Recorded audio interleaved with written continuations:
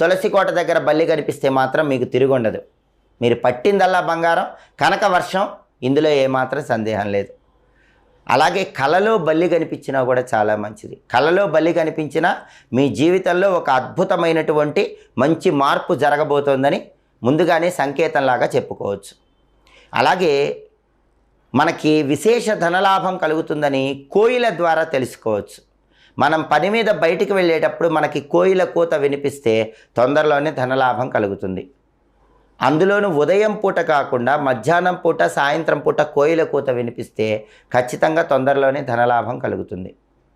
అలాగే మనం ముఖ్యమైన పని మీద బయటికి వెళ్ళేటప్పుడు ఎవరైనా చీపురుతో చిమ్ముతున్నట్లు కనిపించిందనుకోండి, అది కూడా కార్యసిద్ధికి సంకేతం, ధనలాభానికి సంకేతం.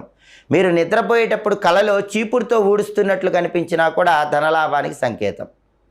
అలాగే మీరు పని మీద బయటికి